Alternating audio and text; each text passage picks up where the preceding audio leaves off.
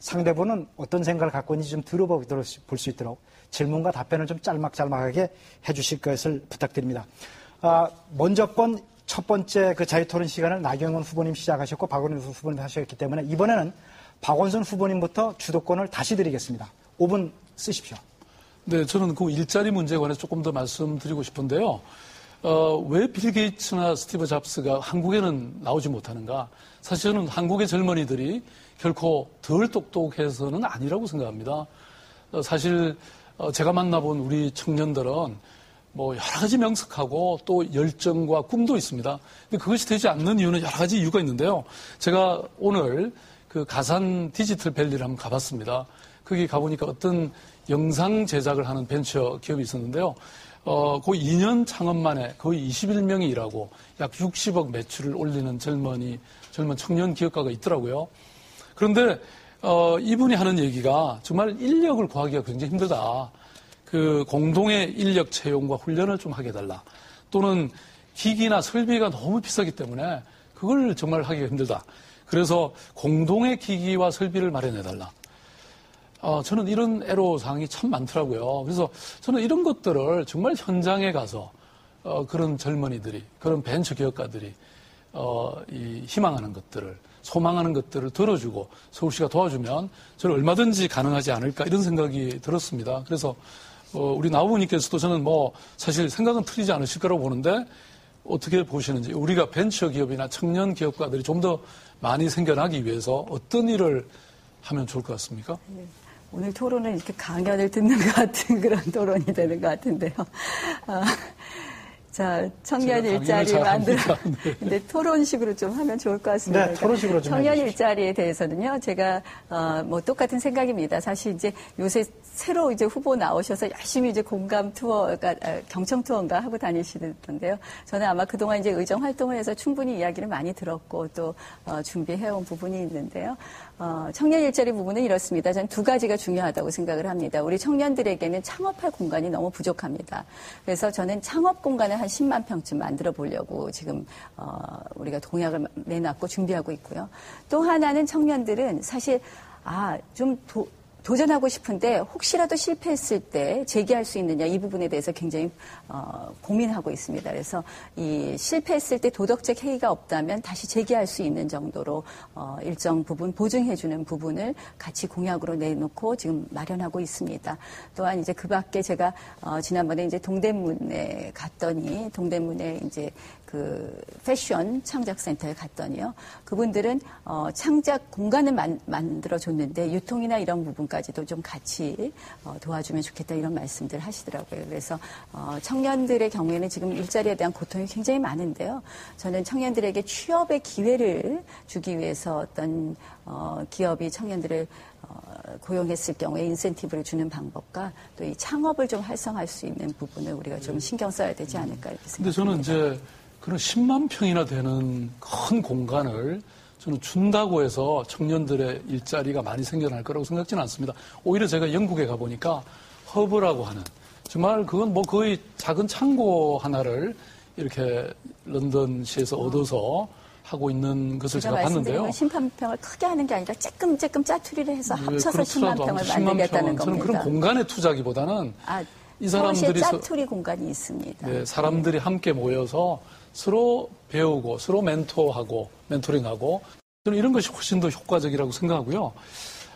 저는 이 어떤 소기업을 만든다거나 또는 청년들이 창업을 할 때는 꼭 필요한 것이 사실 융자입니다. 그래서 제가 사회투자기금을 만들자고 하는 것이고요. 또 그 어떤 물건을 생산하거나 서비스를 생산하면 이것을 말하자면 체계적으로 지원해주는 그런 컨설팅 기관이 정말로 필요합니다. 그래서 저는 중간 지원 기관이 너무나 아쉽다고 생각하고요.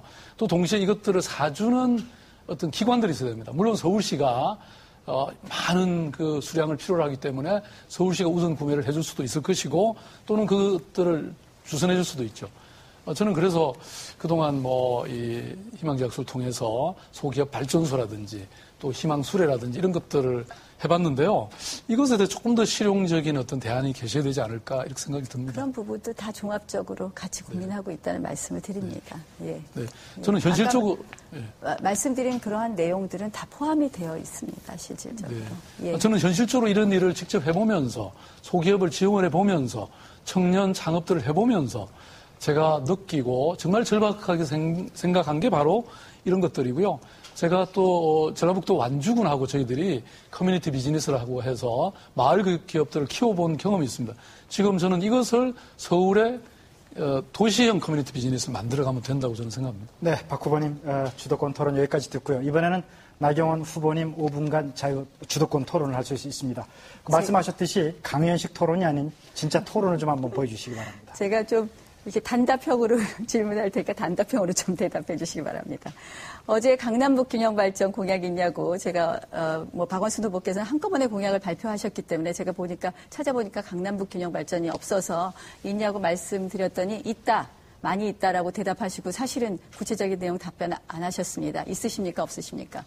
네, 있으시다면 간단히 답변해 주십시오. 네, 저는 기본적으로 강남북으로 나누는 것 자체가 저는 좀 의미가 덜하다고 생각합니다. 오히려 서울은 지금 5대 큰 축이 있습니다. 자, 그럼 강남북 균형 발전에 대한 특별한 공약은 가지고 있지 않으시다? 제가 지금 말씀드리고 있잖아요. 네. 저는 그런 것이 하나 필요하다고 생각하고요. 그다음에 또 하나는 지금 강북을 발전시키는 데 있어서 참 중요한 것 중에 하나가 지금 대학들이 강북에 많이 있습니다. 그래서 대학을 어떤 하나의 그 지역의 혁신의 축으로 삼아서 이 일종의 산학 협동이라든지 저는 이런 것들이 얼마든지 가능하다고 저는 생각하거든요. 그러니까 그래서 굉장히 구체적이고 현실적인 이런 방안이 아닐까. 만들고 대학을 중심으로 해서 발전시켰다는 말씀하시는데 저는 사실 이제 굉장히 왜 강남북 균형 발전을 늘 말씀을 드리냐면 실질적으로 시민들이 제일 불편해하시는 것이 왜 강남과 강북에 사는 삶의 질이 다른가 이런 부분이 있습니다. 기계적으로 균형을 맞추기는 어렵지만요. 저는 이것을 단순히 강북에 뭔가를 새로운 것을 두고 새로운 것을 짓거나 해서 이루어지기는 어렵다고 생각을 합니다. 그래서 시민들의 좀 생활 수준부터 좀 같이 비슷하게 만드는, 그러니까 뭐냐면 생활복지 서비스를 좀 비슷하게 만드는 것부터 더 중요하다고 생각을 합니다. 그래서 제가 이 복지 격차를 좀 맞추는, 그래서 생활복지 서비스가 강북에서 셋째 아이 낳으면 20만 원 받는데 강남에서 나오면 500만 원 받는 이런 격차부터 좀 줄이는 것이 어떨까 이런 걸 보고요. 두 번째로는 사실상 강남 쪽 구하고 이 강북 쪽 구하고요. 재정에 투입의 불균형이 있습니다. 무슨 말씀이냐면 이 재산세 공동과세로 상당히 이 강남 쪽 자치구와 강북 쪽 구의 이 빈부 차이는 많이 줄어들기는 했지만 제가 이렇게 들여다보니까 재밌는 게요. 6차선 20m 이상의 도로는요. 서울시에서 관리하고요. 6차선 20m 이하는 자치구에서 관리하게 돼 있습니다. 그래서 강남 쪽에서는 대부분의 강남의 도로는 서울시가 관리를 하는데 강북은 오히려 자치구가 관리하는 그런 형태가 되어서요. 실질적으로 재정 투입의 불균형이 있습니다. 그래서 이러한 것을 좀 고친다든지 또 주거 환경 격차가 굉장히 많기 때문에 이런 주거 환경 격차, 특히 강북 쪽에 다세대 다가구 주택 지역이 많은데요.